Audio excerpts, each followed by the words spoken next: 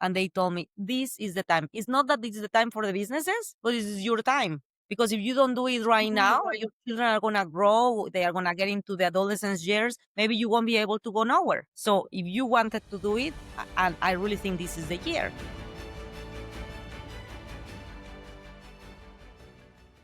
Launching 4 successful companies, being a mother of 2, living your dream in Paris, cooking, cleaning, running, giving back to underserved children. Sounds like a dream, right?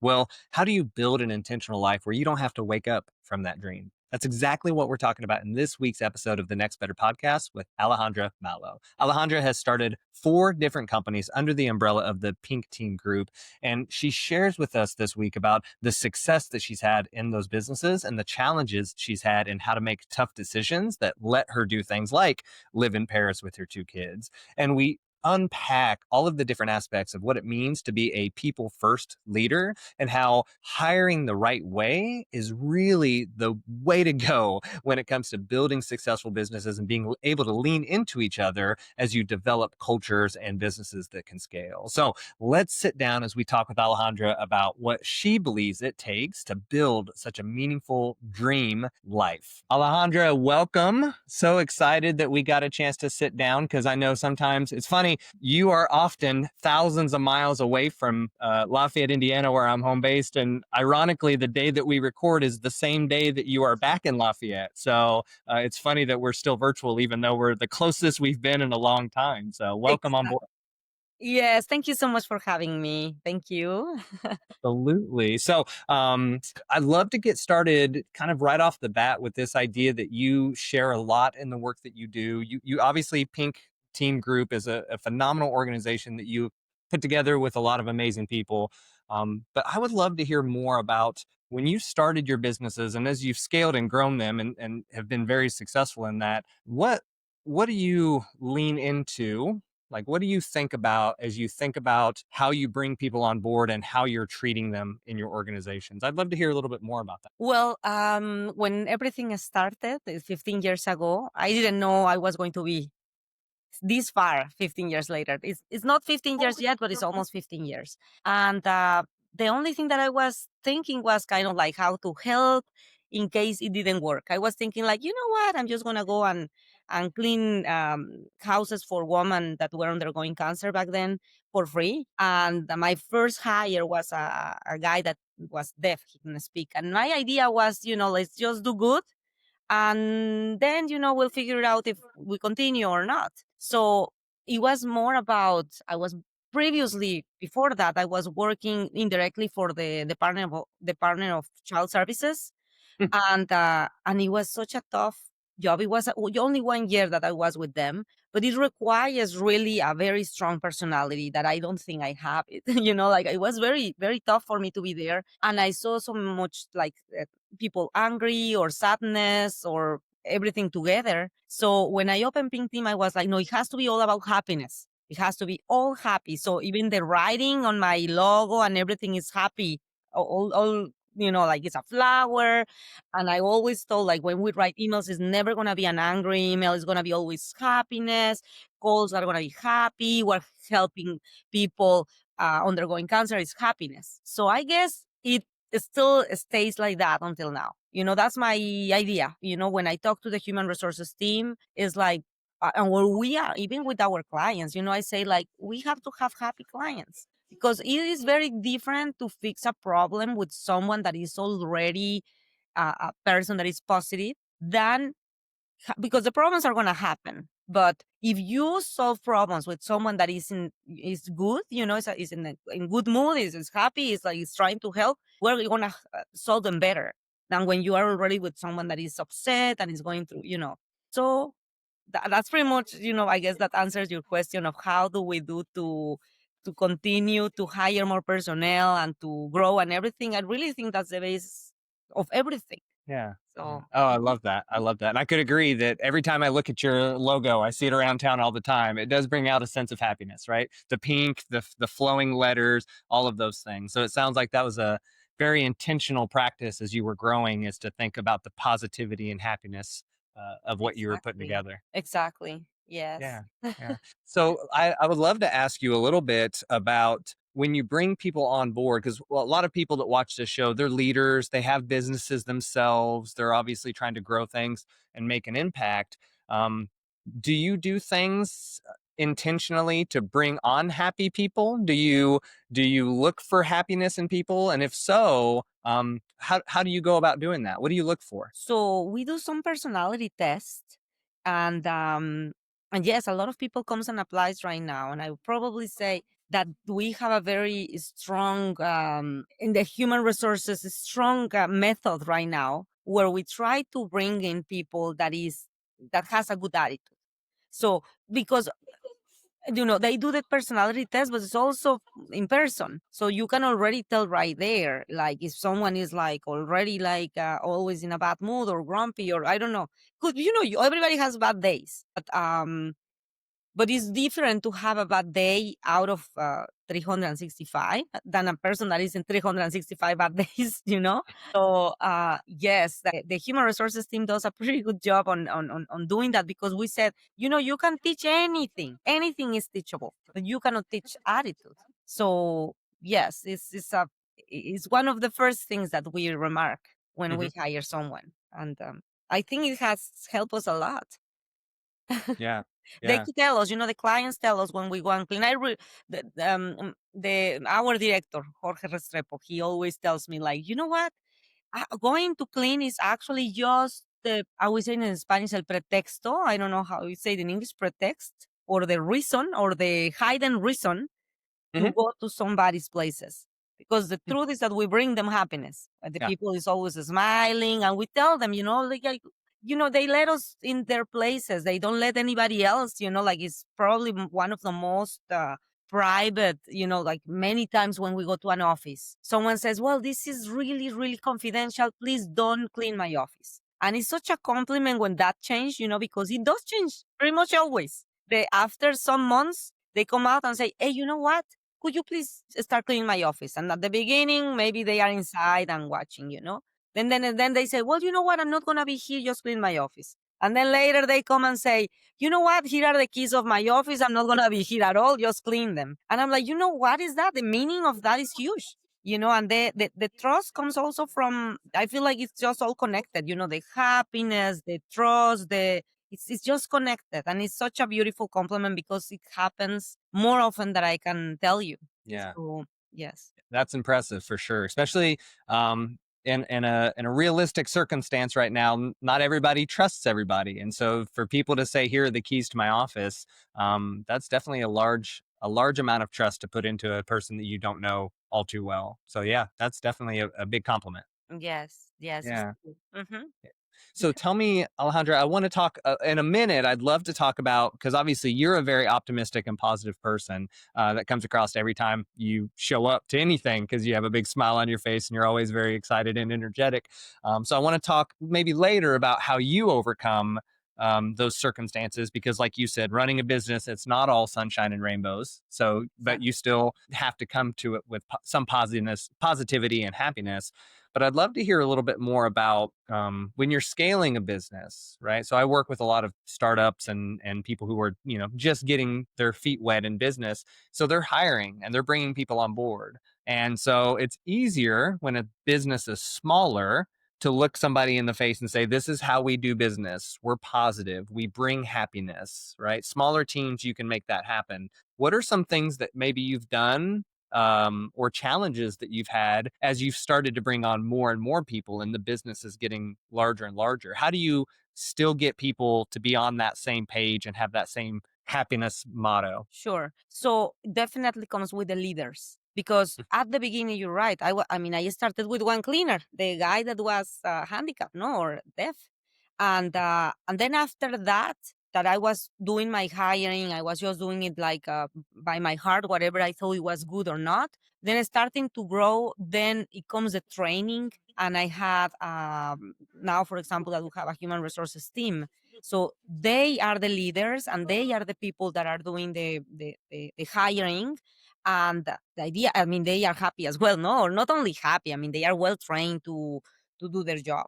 And I guess it's the leaders. Any I have 4 leaders or 5 leaders right now that are like the top. Like directors and managers that are like the very top, and they have this very clear, and they are just the same way. It's not They are not faking it. We're not faking it. Either you are or you are not. You are born that a certain way, and then you try your best to get the best out of life, because everybody has problems. And you're right. It's not like all happiness all the time. Like the idea is to be happy the majority of the time. So when the problems come and we are angry for something, or we are like nervous or desperate or whatever, we fix it better than so I guess the way we do it, the way we do the hiring, is it comes from the managers, from the top, that they, yes, they continue to have that feeling of, I say, like a job is probably just a job, like you probably can switch jobs, but it's beautiful when you can have a job that you enjoy, and that when where you enjoy, because the job is not difficult, it's usually the people that makes it difficult, any job, and so I always feel like, what a beautiful thing that you can arrive to your job and maybe make friends at work. Some people, are having problems at home, and then get to work. And that's what I always think. Like, I get to work and I feel already like happy that, like I see and the people, and then we're drinking a coffee or we're doing something, and I like arriving to work. And I'm thinking, if everybody is enjoying arriving to work, the then it's great. I feel Yeah. like sometimes my refugee for me had been Pink Team in my most difficult moments of life. Like, for example, when I had my children, I was tremendously worried, stressed, everything. And my refugee, my place to go was Pink Team. Instead of like hiding at home, I was like, no, I'm going to work, even if I didn't do anything. But it was just having the energy of everybody around me. So I feel like I have witnesses a lot of beautiful things at work out of ugly things, like Mm. um, the death of someone, terrible things that have happened where everybody is touched. And then the next thing I know, they collected a lot of money that I didn't know that they were going to do that. And everybody got together just to help someone in the company because of a loss or because of something really bad happening to them. And it's beautiful to watch that, no? Yeah. Yeah. So I love that. I love that. Yeah, you don't see that very often in a lot of companies where people will go out of their way to support each other through those trialing times, without some sort of push or suggestion, right? Like no, yes. that internal desire to want to help people, I think, is very powerful in an organization. It's what allows people to want to come to work and do their job well. It allows them to be less stressed when they can feel like they can be supported and counted on. There's a whole concept of it from a Japanese culture called moai, which is a group of people who support each other, both not just financially. They'll put money into a pot, and then anybody can use it at any time.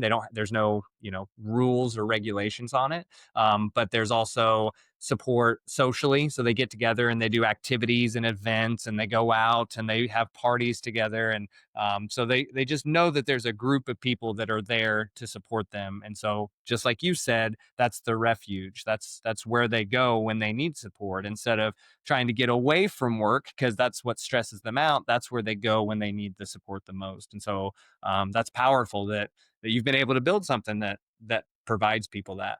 Yes, and we have a person really okay, difficult to start your job, no? And then to learn everything, and then to be that positive person and everything. Once that has passed, then we have someone that generally she calls everyone every time like there is something happening. Like, hey, I knew your husband is sick. How's he doing? Things Mm, like that.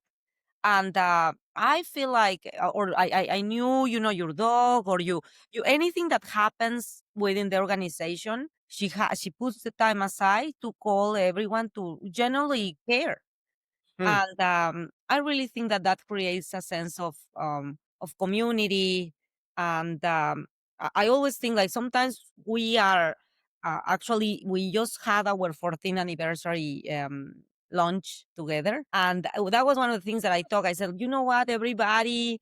um takes care of somebody else. When we are children, someone is taking care of us. Now we are adults and we pretend to be all the time fine because actually nobody is taking care of us anymore, and we're actually taking care of somebody, either our parents or our children or somebody. And we, like, even if we have something visible, like you cut an arm, your leg is a little twisted or something, you are like, unless it's really visual and somebody else is telling you, like, why are you lumping or something, then you don't go to the doctor. You don't do nothing. You try to just not make anyone see it. And I say, I cannot even imagine if we do that to ourselves for something that is visible, what do we do to our mental health? Also, like trying to hide that we're sad, trying to hide, well, and that's terrible. That so many of us, and I thought at the beginning that the woman, we were worse, on that, but then actually men are like the worst ones because they don't want to talk about their feelings or nothing. So I was saying, let's be all, make our compliments every day to ourselves, to say, I'm strong, I'm like this, that. And then I ask them to write down all your qualities today. Write down in a piece of paper, what are the qualities that you have that are beautiful in yourself, recognize them, congratulate yourself for having them, and let's talk about them, and then try to be as empowered and in the best that you can. So when somebody else calls you when they are sad, you are ready to help as well, because also that helps us. Like that it helps me when someone tells me I need you. It's like, oh, you need me? Okay, let me help you, because that also feels out a part of me when I feel that I'm helping someone. So if you're not a position of helping, then be in the position of being as strong as you can to, you know, to be good with yourself, because I feel like many times we don't look at ourselves, like to recognize our beauty, right? I don't Yeah. know. Yeah. No, I agree wholeheartedly. I think way too many people undervalue the benefit of self-talk, right? For instance, I have an entire app dedicated to positive affirmations, right? And it's you record your own voice of Yeah, saying positive things about yourself and your life, and then you listen to it because your own voice is the one that you hear the most out of anybody. And so I couldn't agree more. I think that I that's love really it. powerful. Yeah. I love that. Wow. Yeah. Thank you Yeah. for telling me. I'm gonna definitely download the app. Yeah. And I Yeah. want everybody to Called do it. it's called Think Up, if you ever wanna check it out sometime, Think Up. Think up. It's a I'm really good writing one. it Yeah, down. Wow, that's yeah, beautiful. What a great yeah, thing that you yeah, did. Mm, yeah, but I think a lot of people, struggle with that concept. They think they should just have that mentality. They think that, I think some people don't they kind of think of that concept of self-talk as like, oh, that's that's for people who don't that need help or that need support, and I need to be strong myself. And I think you touched that very beautifully, of that idea of we all need help once in a while and we all need support. And definitely. so yeah, that's a big cultural thing, I think, for the United States, is that idea of independency. I've lived in the US my whole life, so I don't have a lot of viewpoints outside of the US personally, but I read a lot about culture and psychology. And I know a lot of other cultures, like India, for instance, it's an honor to take care of your parents when they get older. Yes. Whereas here, it's very common for the parents to go into a nursing home and have somebody else take care of them. Do you think, Alejandra, this idea of support and care and supporting each other, does some of that come from your culture? Because I believe you are from Mexico, correct? Yeah, I'm originally from Mexico, and I agree with you. I have lived in 6 different countries in my life, so I've been exposed to different ideas. Where I remember, for example, arriving to the U.S. and thinking, "Well, that's weird. That's weird too." Thinking about how weird, and then after a year, probably I said, "Oh, no, no, no, the weird one is me." Yeah. you know, because every time you travel, then you end up like, you start with that's weird, and then you end up saying, oh my God, I didn't realize that I'm the weird one, because our cultures are so different. And it doesn't mean that one is better than the other. It's just the beauty of it. To me, it had been the combination of the cultures where I had been. Mm. So it had helped me to actually to probably be a better mother as well, to understand, to be more open, and to be a better leader as well. because more open, more on trying to understand. I mean, religions and cultures and everything is just so different, and respectful each of them, no. But definitely, for example, in Mexico, we have something that is very different than here, and it's not only Mexico. I believe it's all Latin America. For example, when you are with your parents, and it goes full circle. You said about the parents going to the nursing home, so the kids in the family, as a woman especially, you stay at your parents until you get married. Doesn't matter if, then what happens if you don't get married, but you never leave your home.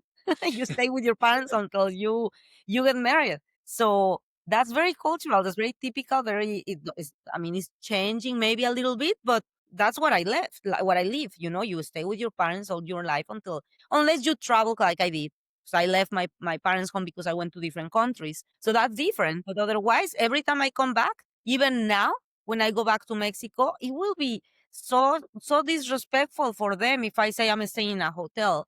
It's like, what? No, you are staying with us. And that will break their heart. And the same way goes um for the, like, right now I don't see myself telling my children, as soon as you turn 18, you go to find a university and goodbye. I won't be able to do that. I'm like, this is your home until you want to.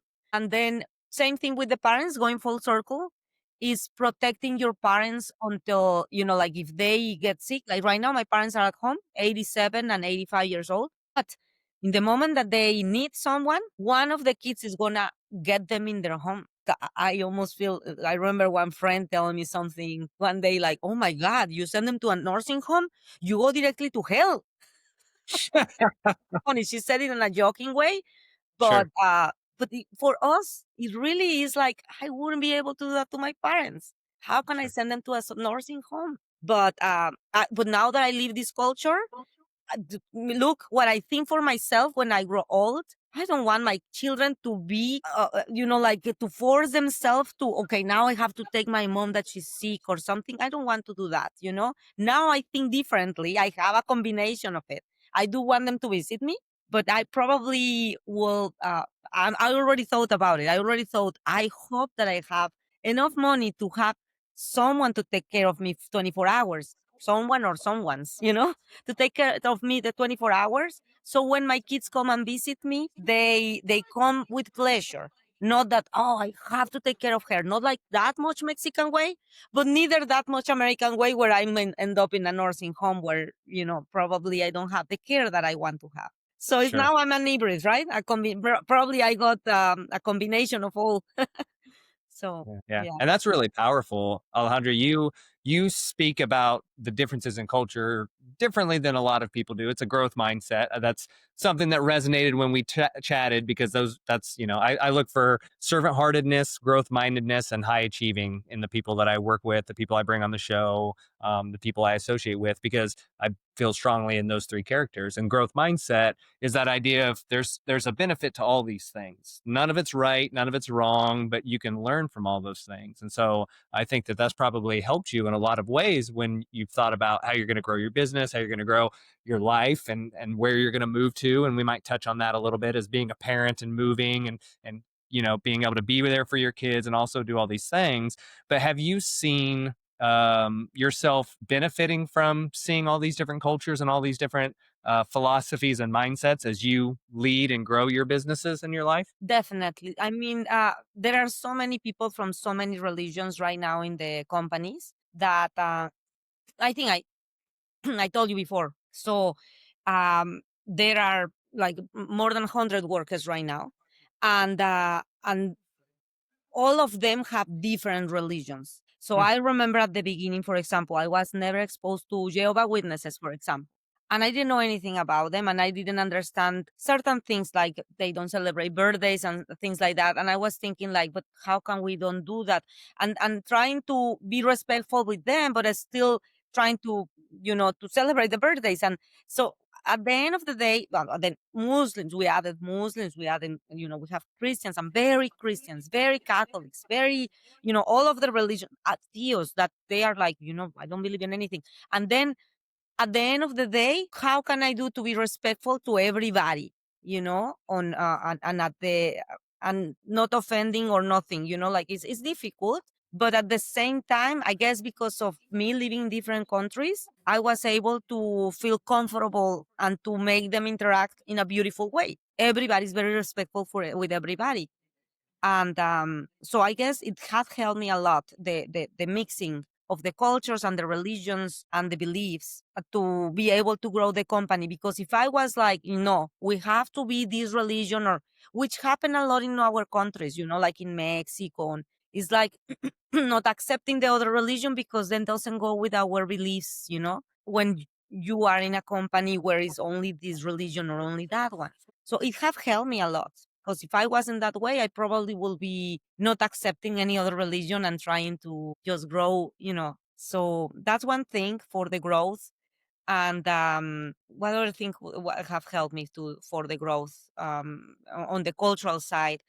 Um, well, I can't think of anything, but I think also speaking the languages definitely helps, because sometimes the way we speak, we also transform our brain. Like we think, I was reading an article about that, that really, the way you speak because of your language is also part of the way your culture is.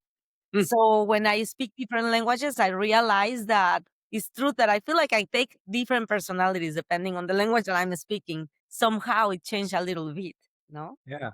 Oh gosh. Could you share an example of maybe when you're speaking English versus Spanish? I'm just very curious. I think that when I talk more from my heart, it comes in Spanish because it's my mother tongue, and I guess probably that's the reason it's called mother tongue, because it's what comes more from my heart. So I feel more comfortable in a setting that is for love with my children, for example, and I definitely do everything in Spanish. It doesn't Mm. sound the same. As a matter of fact, for example, in Spanish, we have like 4 levels of saying I love you, 4 levels. And in English is only one. Like I love you. So you go from nothing to I love you. And in Spanish is like me gustas, first level. Me caes bien, te quiero mucho, te amo. It's like 5 levels already. Yeah. you know? Oh So wow. and then saying like, oh wow, in English is only one level. So I rather say in Spanish, Mm. right? Sure. But when it's business, I guess I have done more business in English than in Spanish now. So I'm probably more familiar on the or maybe my brain is more connected when I'm talking in English, because it's the Sure. universal language. Yeah. So Yeah. yeah. I wonder, do any of your teammates go, "Oh, she's talking in English. She must be serious now." No, it's more fun. I guess it's fun the children's side, because when I've been with them, for example, the other day I was going to talk in front of an audience, and I told them I really want to find like a joke to make them feel more comfortable when I start talking. And I said, okay, I'm gonna practice with you guys, because it was the next day and I never practiced with them. That day I was like in a bind. So I said, okay, Yeah. listen and you tell me, okay, and help me to find out a joke. And then I started. Um, Good evening. My name is Alejandra Malo. And I don't know what else I was going to say. And then they said, no, no, no, no, no. And sorry, I have a strong accent. And they said, no, no, mom, don't exaggerate your accent. And I'm like, no, this is my accent. Because I speak to them in Spanish all the time. So at the end of the day, that was a joke. I said, that's going to be a joke. Because I was like, I can't believe that they were like, no, no, no, don't exaggerate your accent. And I'm like, that's the way I speak when I speak in English, you know? Yeah. Oh gosh. That's Yeah. fun. I Mhm. love that. I love So that. it's more about like, I think it has been funny, more like people that works with me, for example, that I remember one day I was talking to everybody and I said, I'm not, because that, then it's a chaos. And then later somebody told me, It's not chaos, it's chaos." Because chaos is the animal. Mhm. Oh, did you think they understood? I don't know, because you said it twice and it was chaos, and you should have said chaos, because in Spanish it's chaos. Chaos is chaos. So Yeah. see, Yeah. so I'm like, probably more. I have got into trouble for the accent more than trouble or fun, or someone makes fun of me, but not bad in a bad way. More Yeah. than anything else, no, like, oh, she got serious or she got upset or something. No, Yeah. I yeah. love it. I love it. And I think too that all of those aspects of your background have probably poured into allowing you to build such a welcome and open organization, right? And company, because people feel coming from you that sense of it's okay that we're different. It's okay that we believe different things. What matters is the things that we are that bring us together and that make us similar. And happiness and positivity sounds like one of those frameworks by which you use that, right? We can be different in a lot of ways, but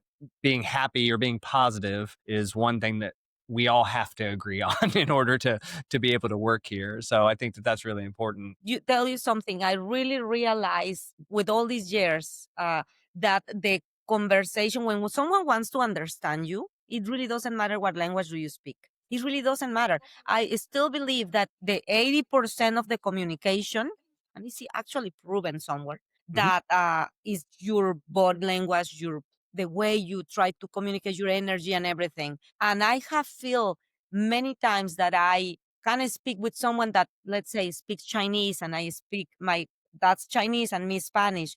And then we're trying to communicate in French or in English, and we communicate perfect. That is like with all the accent and the barriers of like everything, and we end up communicating amazingly great because we want to. Then many times that I speak in Spanish with someone that doesn't want to talk to me or something, and you have the communication is not there. So it really is not about the languages or cultures or anything. It's really the willingness that we have to be there, connect really with someone. Mm. I love that. I love that because yeah, the last I can't remember. It's been a while since I looked at the statistics, but about 93% of communication is body language and tone. Those are the two big ones. I agree with you. I couldn't agree more. I thought it was 80%. I read it somewhere many years ago, but what I can tell you, I have lived the no communication. I have people that work with me that we were joking just yesterday. One of the guys that is with me, his name is Johnny, and we were just joking about that because he was like the thing, and I'm like that, yeah, yeah, that one, and we were saying nothing. We were just saying that what I yes that yeah yes just that what you're thinking. Yes that oh yeah, and anyone that will be hearing us will be saying like I don't understand nothing. What are you guys talking about? But we have been working together for 5 years or over 5 years, and our level of communication is incredible. Like I can turn and see him, and he's like, oh, travel, okay, let's do this. Like he can really communicate with me because we've been connected for so long that without really the words, and so I agree with you. Like when you have a good communication with your team, it's not even verbal. It's the words doesn't have to be there. It's just you know Yeah. yeah, I Yeah. agree. Oh, Hmm. I love it. I love it. I think too, you brought up a really powerful point, which is this idea of willingness to communicate. You said, even somebody who's speaking the same language as you, if they're not willing to be open to the conversation and the communication, then it's really hard to communicate. And I think that that's a really powerful lesson for people who are listening is if you're just open to what the other person is saying and open to trying to figure it out, then you're going to be much more willing to overcome the barrier that is language because you're going to find other means by which to solve that problem. And I think that's true in business. When you're open to the idea that there are going to be problems, but we're going to solve them together, then it becomes less about, what is it we're going to do, i.e., what is the language we're speaking? And instead, it's more about how are we going to come together to solve this problem, regardless of the Yes, obstacles in our way. yes, and I feel like the more honest, even if when there are problems, like the more honest, like it really is not working out. Let's say you are in the middle of a project and it's like, you know what? It had happened to us. Hope, thanks God, not many times, but probably, I don't know, once every, I don't know, 3 years or whatever, where we quoted incorrectly. And we say, you know what? I'm sorry, we're losing money. What can we do? But instead of like, hey, you told me, I told you, you told me, but with the way with you said, where are you gonna get there? Like it's just open that, you know what? I'm very sorry. I made a mistake and we put it incorrectly. What can we do? I mean, you just help me. I want to work. I want to do the job. I want to do how can I help? Even if I need to find you another cleaning company, I'll do that. if that's the only way we can fix it, I will help you. But uh, what can I do if I'm losing money? Help me out. And then, um I really think that when you are totally honest, the other person comes with you and say, let's yes, you're right, let's work it together. Let's sit down. But I Yeah. guess that's one of the worst problems that any company could have. No, you are happy, you have a contract, you have this and that, and then suddenly something like this happen is awful. Yeah. Yeah. Yeah. I work a lot of the clients that I work with, we work on leadership problems. And a lot of times it's how do we have challenging conversations with our clients and and a lot of times with our team members. And I've found that a lot of when you do it really well and you care about the other person, you can even have a conversation with one of your employees that sounds like that, which is something's not going well and I would like to work with you to figure out how to solve this problem. So instead of attacking the person, it's having a conversation. How can I help you to overcome this obstacle we have of, the work's not getting done well enough, or we're, people are unhappy with the progress, whatever happens to be. And sometimes, to your point, that conversation turns into, how can I help you find another place where you're happy, even if it's not here. And a lot of leaders at first really struggle with that concept. They think that that's not the right way to go about it, and they think just cutting losses is the best way. Let's just fire them quickly and get rid of them. But I think, to your point, when you can have that honest conversation and actually walk into it caring about the person, you can even fire somebody with care and help them overcome it. And that person may go on to not only get a better job that's better suited for them, but also they're going to talk positively about you I and how agree. you help them. Yes. Because it's not the same thing, like actually when you hire someone, I really think that is our mistake that we didn't hire correctly. It's not that person's mistake. He wanted to make it work as well. Is But we didn't see that the qualities weren't there.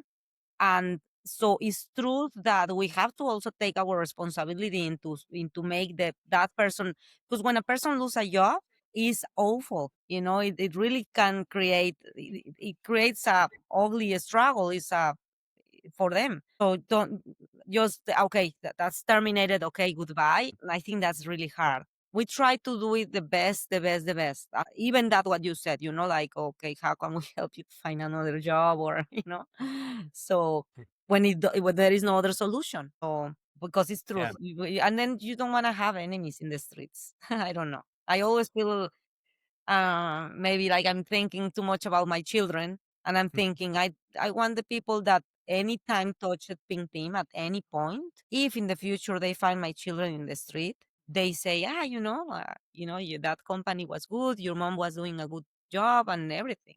I want Yeah. them to feel proud. And so yes, many many things, I guess I do it now more thinking also about them. Yeah. Yeah, that's the burden and the blessing of being a parent. Not only are you doing what you do for you and the people you're serving, but also you're doing it for the children that you're leaving, and the children that you're growing, and the legacy that you want to leave for the people that are following.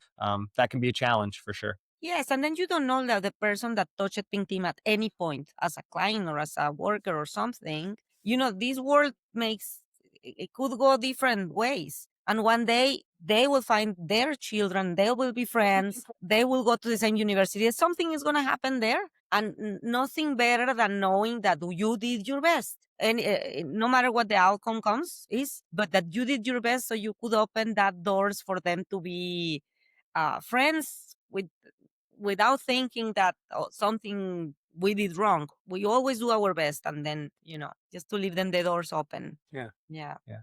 So we touched a little bit on your children, and I find your story of kind of how you're raising your family to be a really insightful and intriguing one. So I'd love to talk a little bit into that if you're willing, because I think a lot of struggles that business owners have is, how do I deal with growing my business and still being around for my family, which admittedly is something that I consistently struggle with as having a 6-year old. Is how do I play all of those parts at the same time? And balance is the word a lot of people look for. And it's just, to me, it's just a misleading word. It's not a matter of balance. To me, it's more of an integration. How do we find a way to do it all at the same time? So I'd love to touch on that a little bit. So right now, kind of in the stage that you're at, the chapter you're at, you live in Paris. You Exactly. have a business that you're running. The business you're running in is mainly based out of Lafayette. Mostly Lafayette, but we are in 5 states right now and in Oh, Mexico. okay. So yes, I like that. Um, I never thought I was going to be that blessed. Really, I am very blessed. I think that the key had been, without me knowing, it was for combining everything, because that was a dream, being able to go to Paris with my children, and now it's been a year already that we've been there. It was actually a dream that I shared at certain point, probably a year and a half ago, with the leaders. So all goes back to the people, the same principle from the year one. So going back with the people and asking them, like, you know what, I want to do this, and I don't know if it's correct or not. It's the time or not, and each of the leaders, in each of the companies, because I have 4 companies. So I remember talking, they all are pretty much, all of them are parents, or no, two of them parents to know, but when I told them, like, I really want to take Isabel and Alexander, they were 8 and 10 years old. And they told me, this is the time. It's not that this is the time for the businesses, but this is your time. Because if you don't do it right now, your children are going to grow. They are going to get into the adolescence years. Maybe you won't be able to go nowhere. So if you wanted to do it, and I really think this is the year. They weren't saying this is the year for the business for you to go, but this is the year for them.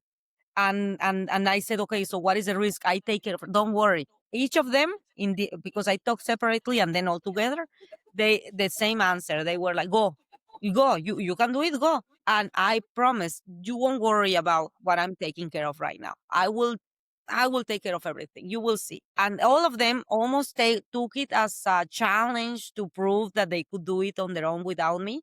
That I can. That was probably. I feel so proud of everybody, because when I left, it took me, some time to kind of like do a strategy and things like that. And then obviously we implemented meetings that before we didn't have, because it was all in person. So it was easier. But then I said, okay, so let's implement more meetings that were more checking on metrics mostly, like the metrics I didn't really have before. So it was very positive, because actually everybody, it's not even my idea. It was more like, okay, how can we do more metrics with you?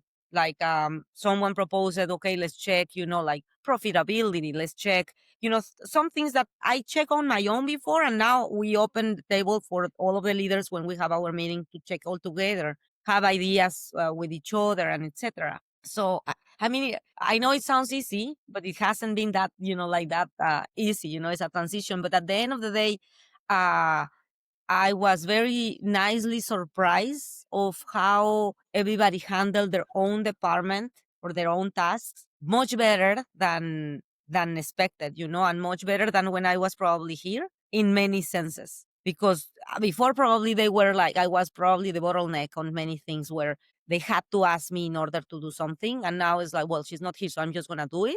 And it was like faster, and then like when we had the meeting, is like, okay, we did this and this and that. Oh, okay, perfect. Oh, that was actually good. So Yeah.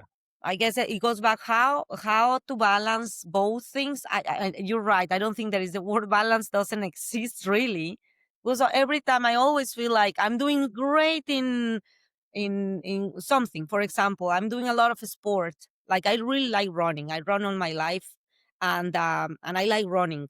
Well, now I said, I remember, there was a moment where I said, I can't run, because then I don't have time to make the food, or I don't have time to pick up the child or something. So I Mhm. said, okay, so now I mix it, like I'm going running to drop them off to school or things like that. I just change certain things in order to keep doing the running. And but it's true that once I'm very good in something, then I not very good in something else, and then I pay attention to this something else. For example, I like music. We are in the conservatory of music over there, the three of us, the children and I. So of course I wish I could advance more, but I can't, and I just accept it now. It's like, I can't put more time into that. So as much as I can do is I just keep going that way. And in everything. Many times I miss a certain business meeting where I really wanted to be, but it's a different time schedule, so then I don't attend, or it's then sometimes I'm very good in the business, but then the children are lacking some attention. So it's never perfect, but I guess doing a planning, I do actually yesterday, my whole day was planning my entire following year. That's what I did yesterday, the whole planning, so the meetings and trips and things like that for the whole school year. And that helps me a lot, maybe not to have a balance, but at least to see the big picture and be more realistic of what I can really accomplish and what I'm not going to be able to accomplish. So I guess that's probably part of the the the the, the key points that could help somebody else. Do a longer planning, see the whole year calendar, and that helps because many times, for example, I was thinking like, well, okay, every Thursday we have a meeting. And then you think, oh my God, every Thursday I'm compromised. But when you see your calendar, you say, no, but look, this Thursday is going to be Christmas. So it's not 52 weeks, it's 51. Okay, look, this one is going to be Mother's Day. So it's 50. And then at the end of the day, I say it wasn't a 52 compromised Thursdays. It actually was only 30 Thursdays. So it looks better in my head and in my calendar. So Yeah. I think that's one of the things that I do. Be able to have that balance as a mother. I feel like I have too many roles, like I'm a mother, as a daughter, as a leader in the community, and then I'm in several boards.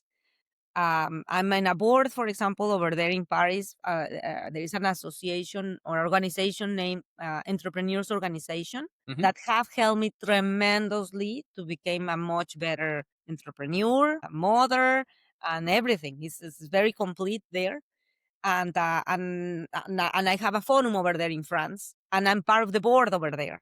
So and it's been very helpful, just to have the calendar, to be part of those type of communities that help and gives ideas, and share experiences. That all that I feel that helps, that have helped me tremendously to continue to grow organically. And also, I'm not pushing too hard. I feel like there are some entrepreneurs that are incredible entrepreneurs, and they are only doing that and super pushing hard towards that direction, because that's probably also the difference in between a woman mother than a male entrepreneur father. It's very different, that role also, like when you realize that it's also probably not helpful for male to hear what I say, because they are more like really entrepreneurial more 100% of their time, and the children are not that much part of them, not because they don't want to,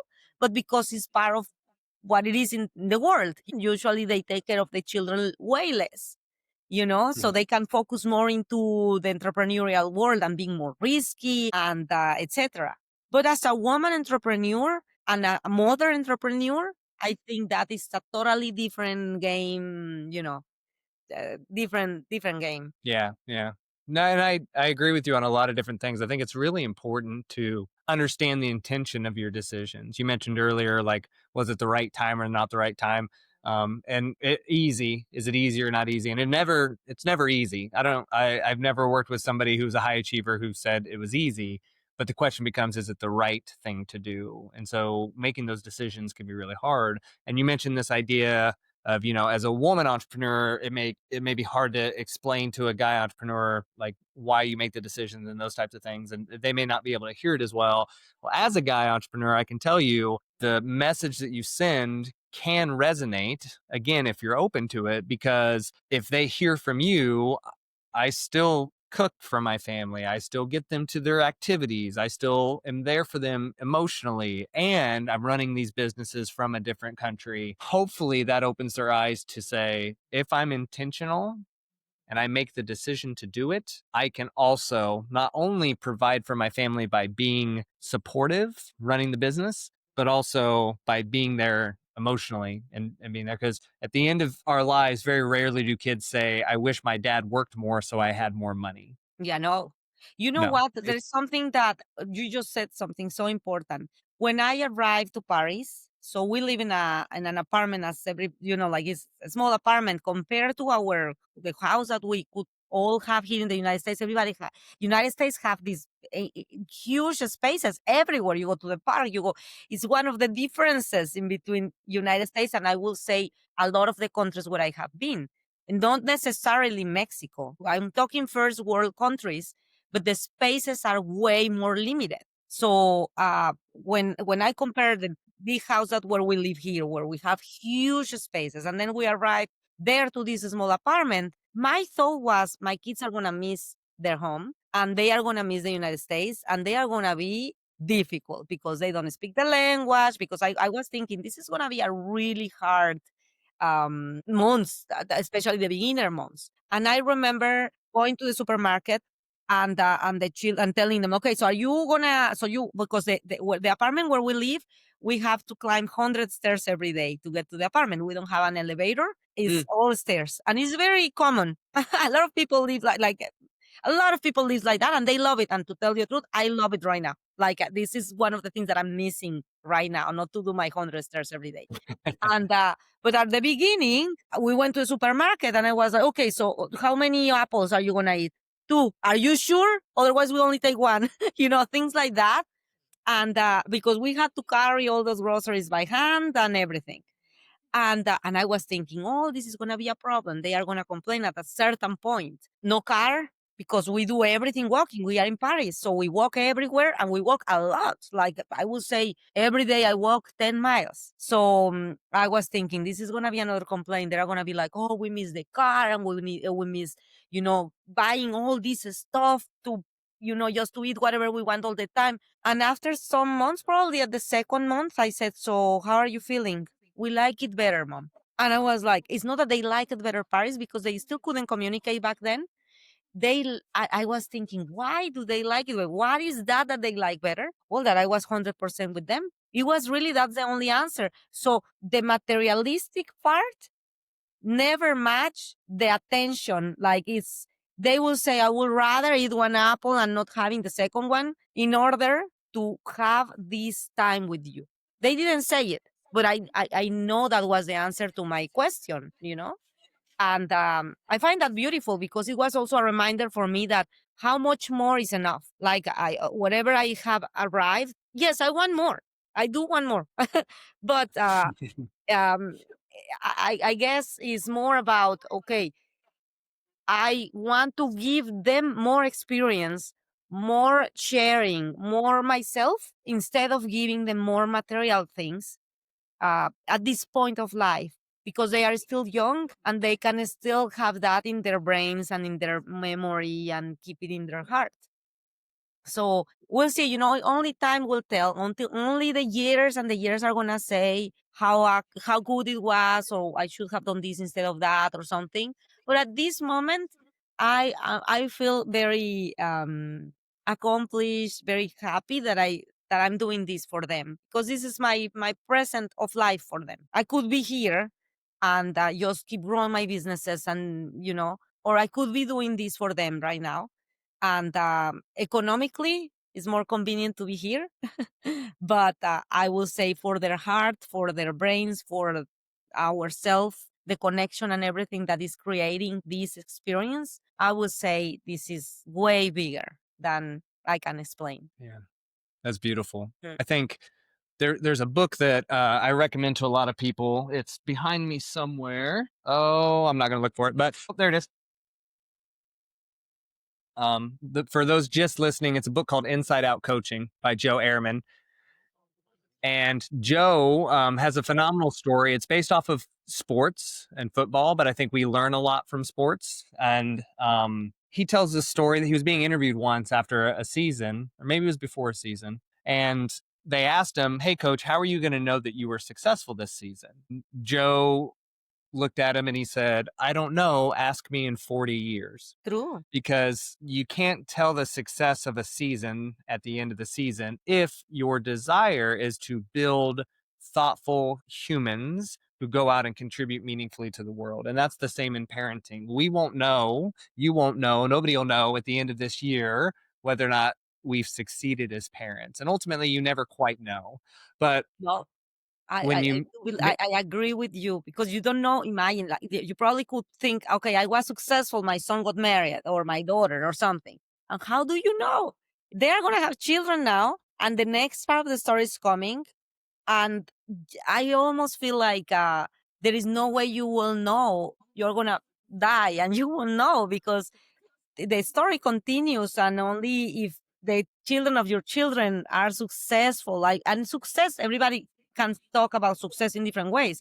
Successfully economically, successful. I will say at this point of life, I think that it's more important that they are successful morally. I'm like, this is the only time that I could make them understand how important it is to be morally. I'm working on the academics, on the more languages and all this. But many times when I was there, I questioned the moral. I actually, one time I was there, and I remember my daughter Isabella was acting up or something, and I was thinking, I'm a terrible mother. I'm not doing a good job. You know what? And then I sit down with them and I said, you know what? um Probably this was a bad decision. We are gonna need to go back. And because I was just desperate, I couldn't understand why she was acting out like that.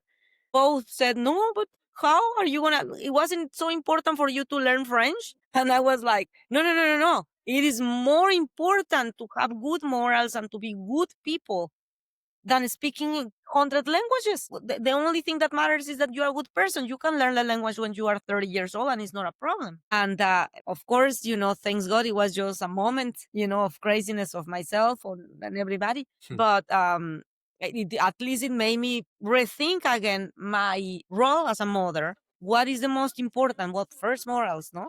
Then everything else. That's what I end up thinking because, yeah. Yeah.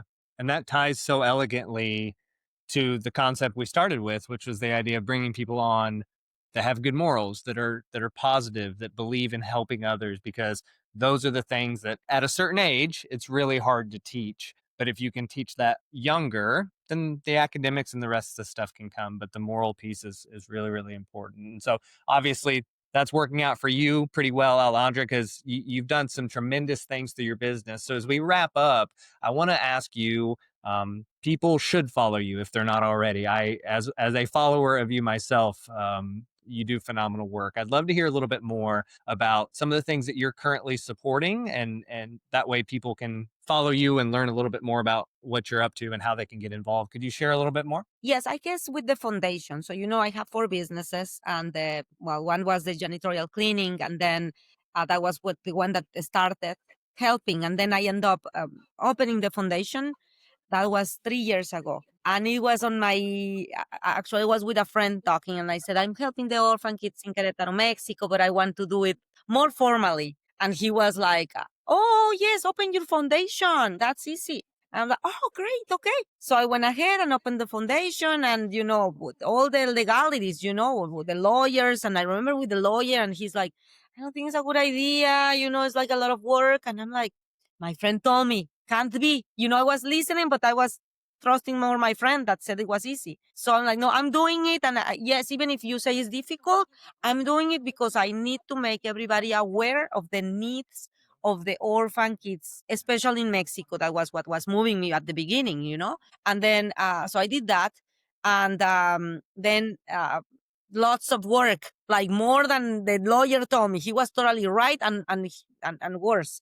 I was like, oh my God, how is he doing? So when I see my friend again, maybe 3 months later, I told him, so I didn't understand anything. How are you managing everything and the foundation? Because I did what you told me. And he's like, what did you mean? What do you mean? I opened the foundation. No, no, no, no, no. We are 8 people together running the foundation. Oh my God. Well, now I'm already on it, and of course, it has been super, super hard, probably more work than any of the companies.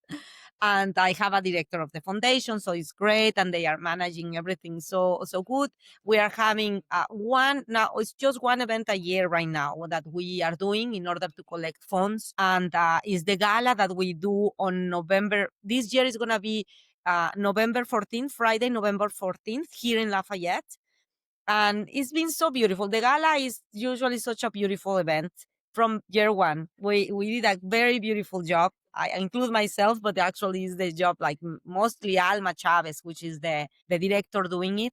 And every year, because this is the third year that we're doing the gala, we add one house. So we added another house last year was Hartford House, and also La Alegría de los Niños in Querétaro, Mexico. That's the one that we helped from the year one. And then this year, La Alegría de los Niños in Querétaro, Mexico, and Isaiah 117 and the Crossing Academy in Frankfurt. So those are the three houses that we're helping this year. And I hope, like everybody, I would love everybody to really help us, either to raise funds, to give us a gift card, to, like even like the items that we do for the auction items is helpful. Even the little things for the swag bags, and if not, at least sharing the posts, sharing the links, or even with the prayers. If nothing, the prayers, the good energy help us. Everything helps. Love that. I love that. So Alejandra, where can they go if they want to learn more about that, or maybe just connect with you on an individual level? Where can they go to do that? Yes. So I'm in LinkedIn. Of course, Mhm. I love everybody to connect with me in LinkedIn